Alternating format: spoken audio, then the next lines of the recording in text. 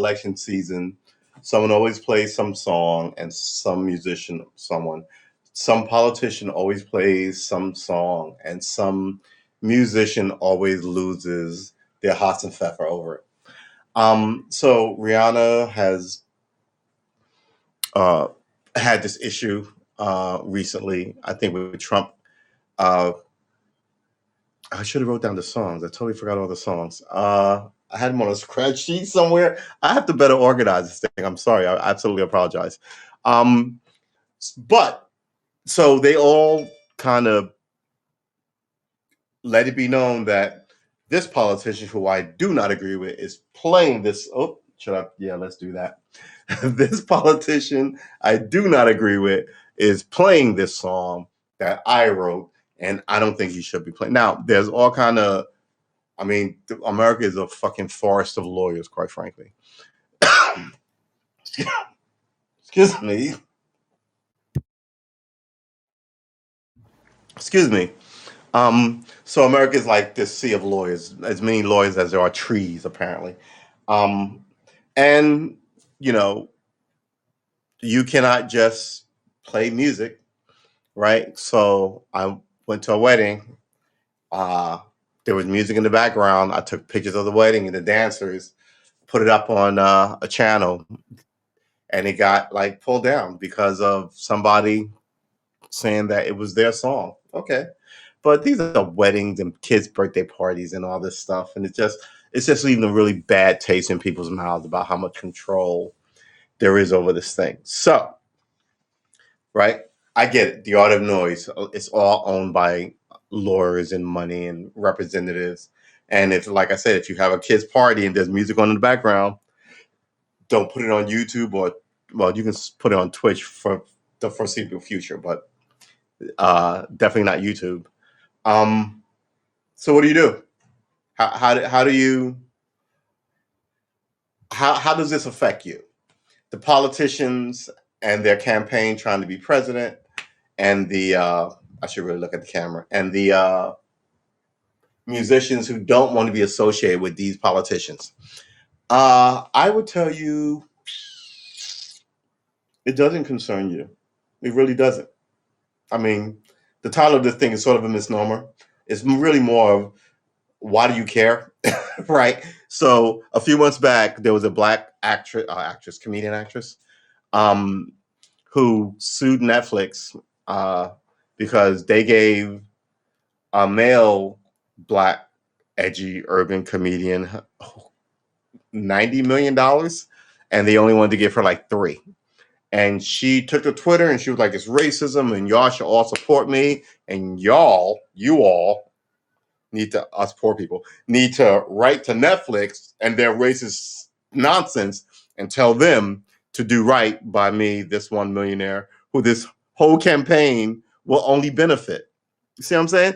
So when you see politicians and the musicians going back and forth about the rights and stuff, and don't play that song, like, for all I care, Kamala Harris can kick off her presidential campaign with Baby's Got Back, right? And be twerking. I don't care. Neither one of those things affect me. What affects me is if she's serious about the education and the healthcare and these borders and these immigrants and this, education system. Did I mention education? I generally have 5 belly wicks if you listen to me ramble. So yeah. So the title of The Art of Noise, the politicians and the musicians, they're the noise when it comes to this thing. Some of that noise you like, right?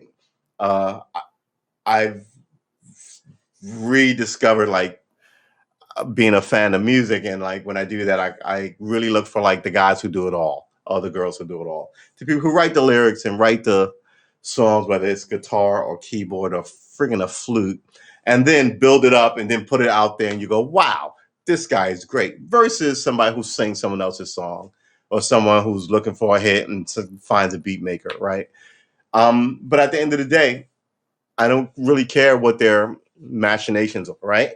ASCAP and ASCAP, I call them ASCAP, and BMI license the music, and they tell Trump, hey, you license the music because it's on TV and it's a giant campaign, and your lawyers cleared this stuff with us, And then on the other end of that, they take the money and they send it to the writer, the people who made the music, who own the copyright, or whatever they may own. And then those people still collect a check like business does, but then gets on their social media or on TV and go, I don't like Donald Trump. I don't like Barack Obama. I don't like, anybody playing this song. It used to be a thing, right? Frank Sinatra famously sang for John F. Kennedy in his 62 re-election. Wait, he got elected in he didn't have two elections. He got elected in 60 and was assassinated in 63. So Frank Sinatra, and like I say always, don't just listen to me drone on or anybody else drone on. If I throw out some number that you think is bullshit, excuse my language, goofy, smartphones are every place. Oh, shut up. Smartphones are every place. So you can instantly and immediately check to see who's right and who's wrong and who knows a little bit more than the other dude. That's valuable, right? You don't just want to be a fan of somebody who's always wrong. So yeah, so they're going to get their cash. They're going to squabble. You're going to watch it and take a side as you have no skin in the game. You need to perpetually be aware of who's talking and what they're talking about, because some of that is for you and your kids and your future and your pension. Those are the people you need to pay attention to. Like Trump, who said he was going to cut your Social Security, and people elected him anyway. Okay. But at least you listen, versus Biden, who's telling you about he's going to re-establish the soul of America. I don't even know what that means. Does the soul of America get me a check? What does that mean? Does it stop the cops from kicking my ass? What exactly does the soul of America get me? And again, he should have to stand up there tomorrow and tell the American people, since he's won this thing, what exactly you get when he re-establishes the soul of America. At least, all these other people will tell you, I'm going to give the stock market a bump. I'm going to loosen up this. I'm going to let the kids run wild, whatever. But this existential Hallmark greeting card stuff is just crazy, especially in an environment where people, are being murdered off, I hate to say it. So yeah, politicians and musicians, they go at it. You should, man, I'm sweating up a storm. They go at it. You should sort of keep a loose ear on it, like you keep a loose ear on your kids. Yeah, well, how old are your kids? Let's say 10 and 12. They're too old to like be painting on the walls and get into that kind of like 2 and 3-year-old trouble, but they're sort of too young to be quiet for too long. And that's when you go, what the hell are those kids doing? Right? So, and just like if they're always quiet and all of a sudden there's a commotion, you need to go check on them. Just like if they're always a commotion and all of a sudden it gets dead quiet, it's the same thing. You need to go check on them. Because they likely set one of like the other ones on fire. What's good, Tony? So yeah, that's it. This was supposed to be 13 minutes, but quite frankly, you don't need 13 minutes on who to side with when it comes to rich people arguing over pennies. But there is something that you should be concerned about here, right? Like I said earlier, if I went to your wedding and I filmed the whole thing, or I didn't even go to your wedding, I went to your barbecue and I was there for 10 minutes and I took a lovely picture of your granddaughter doing a dance to, Beyonce or Sting or anybody else with a ASCAP BMI profile, they're going to pull it down. And this is what they're doing.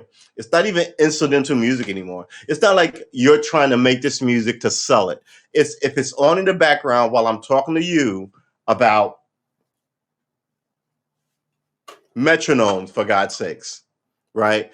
And something's on in the background, the whole thing comes down because they're just loose. They run the place. They write laws. Corporations write laws that they want.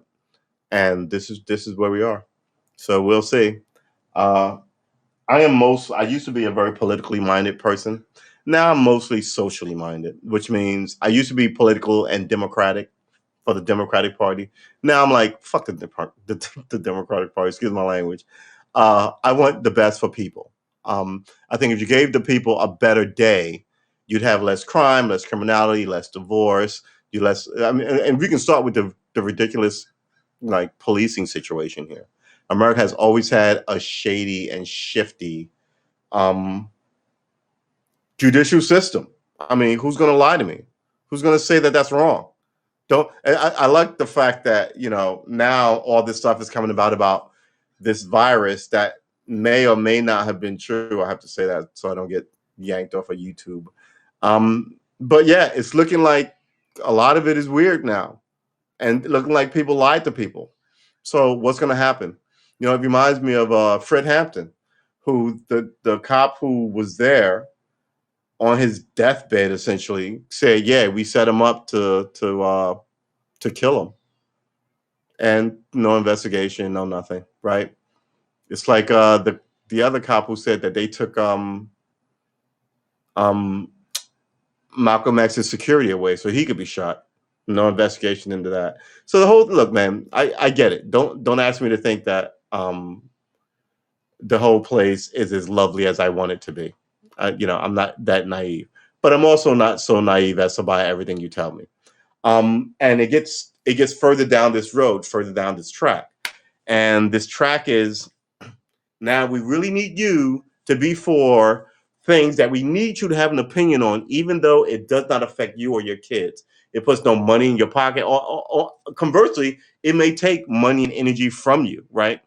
And like the Duchess of whatever just had a kid in California, and my first thing was on TV. They were talking about she's the Duchess of this. I'm like, we don't do Duchess here. Get her on a plane and get her the fuck out of here. Excuse my language. What are you talking about? Now you have a princess born in California, and you're going to call her a princess? No, absolutely not. Absolutely ridiculous. Someone needs to handle this because of all the things we are, we're not that. That's something that people will absolutely get excised about. Because I find myself every time these British kings are on American television, I begin to kind of get a little angry about it. So yeah, I think that that's something that you should be concerned about. That changes what we are as a people, even as nobody wants to be one people. So remember, we once were these United States of America. A bunch of us solidifying to become a nation. Then we became the United States. No, just us. It's us. We're not a bunch of little anythings. We're a nation. Boom. And now it's back to these United States. Texas don't like New York or California. California ain't crazy about Kentucky or Georgia. Nevada, I don't know what Nevada is doing. Nevada's run its own country over there with straight gambling and like prostitution, and prostitution is not legal any place in the country but there. So my whole thing is this: if your state has the better plan, it's to be exported to all the other little states, right? If you're just running a state so you could be you make Europe here in America. You've got 50 little countries and no one likes each other, but you expect us all to sign up and fight a war for who? Like I said when this pandemic first started, who's winning here?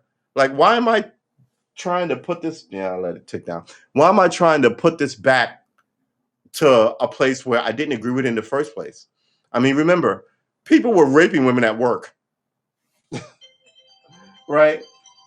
They were. I mean, and then those women were essentially collecting a check for it and signing a non-disclosure agreement. Okay, I won't say this happened. Here's your check.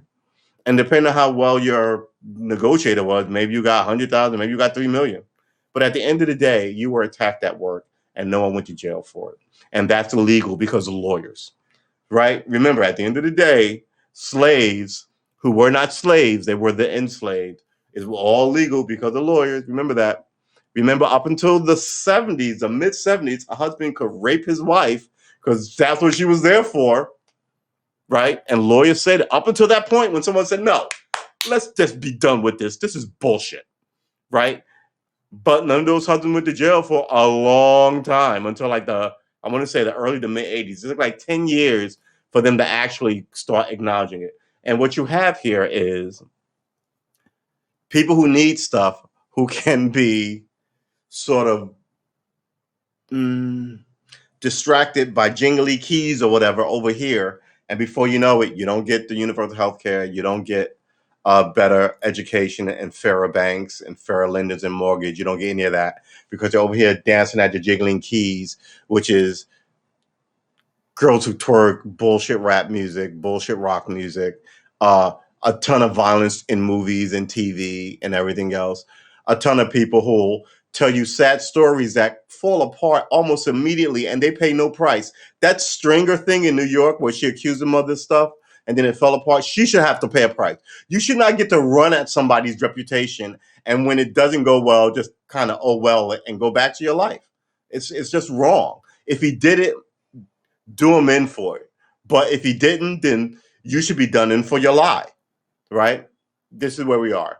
What's important in America is not politicians who play musician songs without proper clearance or whatever the case, because the musicians are going to get a check, right? They just want to let it be known that I'm not for this.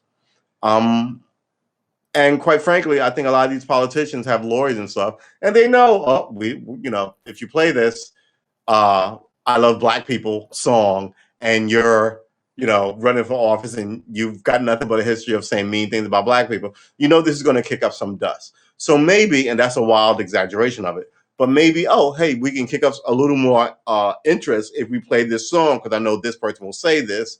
And then, we can get in the newspaper and maybe bump whoever for whatever. Or maybe I'll play the saxophone or my guitar or whatever the case may be. Anyway, going back, Bill Clinton playing the saxophone was like, okay, it was a thing but at the end of the day, it didn't do anything for it. It did something for him, right? And then he went on to, lock up more Black people than was absolutely necessary. So yeah, what's important to you when these people start talking? And mind you, we have a primary coming up here in June here in Virginia, in Virginia Beach. And I, as an ex-New Yorker, are you ever really an ex-New Yorker? As a former New Yorker, I follow New York City politics, and I don't understand what's going on in that race either. I mean, Eric Adams just took the lead, I think, today, and he should have been the lead all along, right? Everyone else is a machine Democrat or a Wall Street, pod person, quite frankly. I mean, they're showing up to hand you out. I mean, Eric Adams should be the police commissioner, but that is not the job he wants. He should be the mayor, right? He wanted to rise through the ranks. I can't believe he's getting heat as a cop for this, but he wanted to rise through the ranks, rose through the ranks, neighborhood son, right, to captain, and had to sue and do all this stuff. But now they're making him the villain.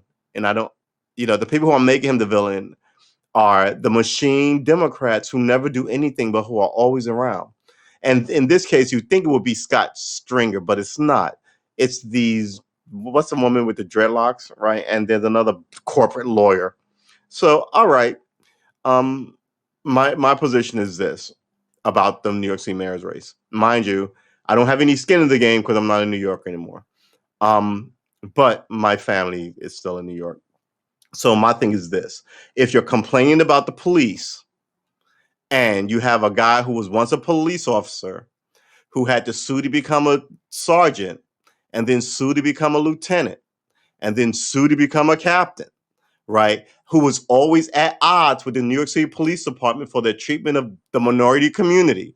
How in this age of George Floyd and Michael Gray in Boston, was it Michael Gray? It might not have been Michael, but it'll come to me during this talk. In Boston, right? Tamir Rice and oh God, where's Tamir Rice from? So yeah, it's on and on and on. It's just it's sad at this point. So if you're given the opportunity to have somebody that who's a former cop who stood up for himself, and for the concerns of the people of New York City, even as countless young Black people, Hispanic people were disrespected and a non-significant a number that is not significant, a number that is not insignificant, excuse me, did not make it home that day. How can you then look if he loses his election and next summer someone dies and you're marching in protest? I'm calling you off just full of shit. You're absolutely not serious about what's going on in New York if this is where you are. I'm watching the players. When I say the players, I mean corporate players, the media, sort of paint him as the bad guy. They were all in on Andrew Yang because he's a corporate dude, Wall Street guy again. And now they're trying to like come kind of see who else falls into play, but they don't want it to be Adams because Eric Adams is not corporate. And he's a native boy from New York City, and he can tell you what the problems are versus people who moved in and moved all these other native people out, right? So we'll see what we get. That's it. What's important? 13 minutes. The art of noise. Don't fall for the noise is essentially what this 13 minutes or 20-minute pod was about, give or take. I said. Got mad love for you. Hello, Kristen, Texas Nobody. Hi, how you guys? How you doing? Yeah, maybe what we all need is a new class of politician, right? Someone who can sort of know what's important and can bring more people along. But all this, I hate Texas and Texas hate New York and Oregon hates, it's not sustainable. It really isn't sustainable. Get in where you fit in was a thing, but that's no longer a thing. Right now, I think the problem here is we have so many people in this country from so many different places that you have to make sure that we are all on the same page of a topic of a philosophy because we're all different. Otherwise, like I said, you live in Europe, in America, and it's not going to be kind. And trust me, it hasn't been kind for Black folk for a very long time. Do not think it'll be kind to you. I mean, there's already a prerequisite. There's already a pattern and practice of the rich being unfair and buying influence and buying muscle to beat people up. I mean, remember the Rockefellers, there was a dam that I want to say David Rockefeller, but he came around the 70s. Who was one of the original? It might have been I forget which robber baron it was. Anyway, they wanted him to fix the levee and he didn't. And then one day the dam burst and killed like 2,000 people. And it's said for the rest of his life he felt bad, but that's his biographer. For all you know, he just kept skipping, didn't break his stride, not at all. And 2,000 lives are gone. And he's connected because he knows politicians and business people. And he's got enough money to bribe people. And I think in this country, that came to light long after he was there. But in this country where everything is almost immediately known, give it a year or 2 or 3. Like, look at Fauci. Fauci said all this stuff last year, and now his emails have come to hang him, right? Some of us weren't believing him then, and I'm fully on record on 1,000 podcasts going, that guy's full of shit. Excuse my language. Now you get to go, huh? Was that guy full of shit? And then you get to hear the shit that I said last year in all those podcasts. Maybe you should go, wow, this guy's a wise sage and I should follow him religiously, right? If I'm right about all this stuff. Just like if you listen to me and you found that I'm sitting here telling you goofy, stupid stuff, you should be like, man, why does anybody listen to that asshat? But that's not the way it works. Someone will be right 1,000 times and people ignore his rightness. And someone will be wrong and famous or wrong and rich or wrong and swaggy or wrong and cool, have a way that plays out. And he'll get a lot more chance to stay around. So at this point, I just think you need to really, really kind of watch who the talkers are because they're just talkers. Like 1,000 years ago, I'll leave you with this. This whole thank you for your service thing, I was not for that. It sounded very communist to me. And I was like, I get thanking people in your family, my brother, my cousin, my brother-in-law, my sister, right? All these people in my family who I can't swing a dead cat at a barbecue without whacking them in the head who served. Yeah, I'll thank them all day long. I was just at a barbecue and help my brother move a fridge, right? They are they're integral to my life. And this is true of all of them. They never tell you their stories. So, I mean, that's just an amazing thing that they all carry because they're trying to protect all of us from it. So yeah, thank them. But I want to remind you that Timothy McVeigh, I'm not trying to thank him for his service. He put a bomb and blew up a building, killed a bunch of kids. And him and his partner, I forgot his partner's name. I always forget his partner's name. Who's sitting serving like 300 life sentences for killing these people. This is what it is. Don't thank everybody. And January 6th will show you that. All these military and ex-military people can't wait to be dark to you, right? They'd be the ones riding on you with the Klan, but they want you in the daytime to throw all these laurels on how great they are. Absolutely not. You know, America should have always been about the bold and brave person, right? I mean, don't get it twisted. They did a lot of great when they conquered, like this land. So I mean, they were giant. The biggest bear in the world is a polar bear, right? But second to that is the grizzly, and the grizzly is a giant. And you're walking through the nothing but open air and trees. And you have to make a road. And I mean, God, man, those guys did not get enough credit. And they were, I tell my friends this all the time. I don't care that the founders were racist. I don't care that these 1800 pioneers were racist. I get it. No, I don't really get it. They were men of their day, right? And that's what I claim it. I don't expect them to like me, but they did this thing. Men of their day, now in our day, men of our day, racism is a dead stick. What the fuck are you talking about? Sexism is a dead stick. What are you talking about? Some stuff has yet to be sussed out, right? And I don't feel bad about being wiggy about some of this stuff that people want me to buy.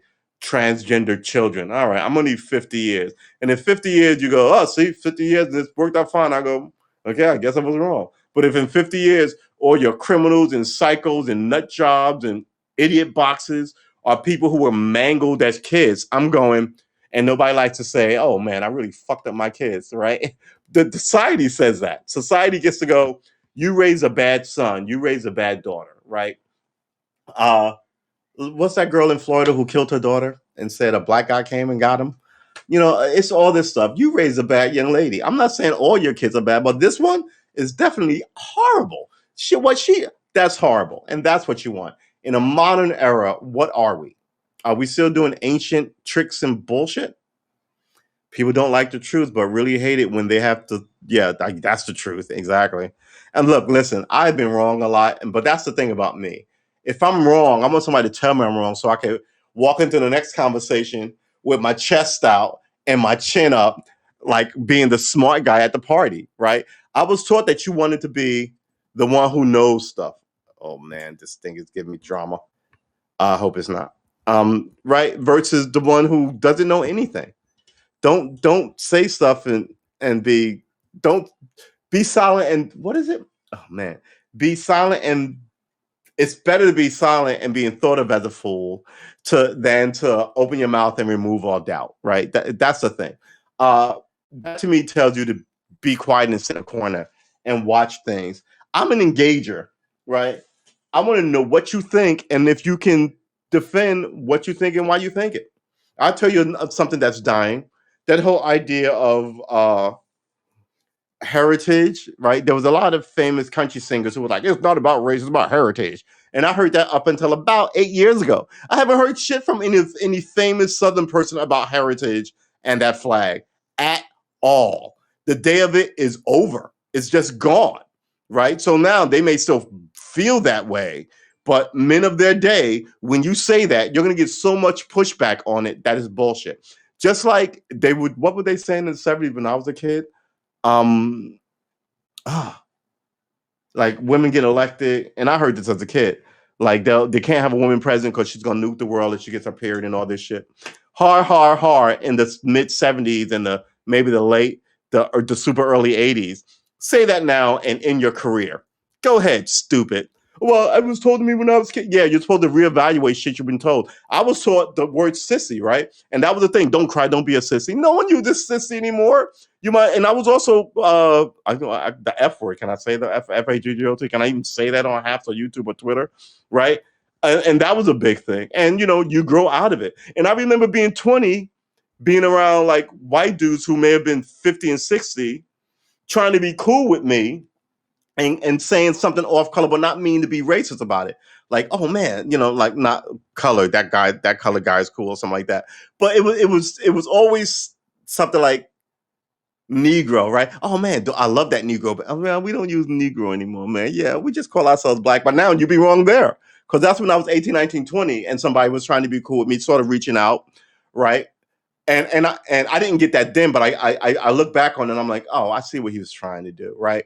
But now, if I told somebody that, I'd be wrong because no one's black anymore. Everybody's African American. My father, my brother, and myself, we were talking about this.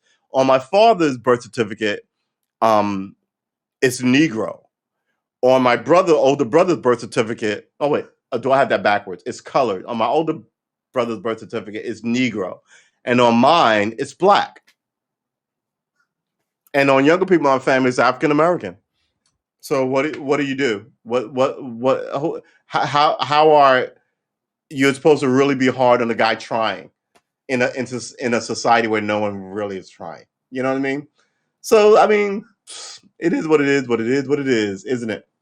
And it's up to you to sort of pick. I don't want to say pick your battles. Pick who you support, right? And if you support people who cause you all kinds of agita and craziness and drama and stress and don't get anything out of it. I mean, I get drama and stress if they're trying to get you universal health care. That way you can be like, oh, we didn't get it, but man, I fought for it. Oh, we got it. I'm going to go get my teeth done and my rear quarter lowered and my up quarter lifted and shifted to the right or whatever, your healthcare needs will be. At least you get something out of that. But all this other side stuff of being for duchesses who live in England, like they're going to get you healthcare, or being for any of this other stuff, this celebrity versus that celebrity, or it's just I would urge you to spend that time with the people you love. Even if you talk about this with the people you love, that's better than, because one of them are going to say, why do you care about who's doing what? I like albums, so I care about when you're going to release this album because I'm going to be bumping it somewhere around here. I give you that. But if you and your bandmate are fighting, I don't care. I just kind of go, oh, I guess that band is over. That's going to be a tragedy, right? So I'm hoping like the Black Keys don't break up, right? And I'm hoping that I can solidify a good musical legacy for myself, right? Isn't that part of the legacy of all Americans? Aren't we all supposed to know some music until it's all undercut? We all get a recorder in like first grade. Yeah, they show us all this promise and then they deny you. I think that's the magic of America. It's always telling you, yes, you can, as it takes everything from you.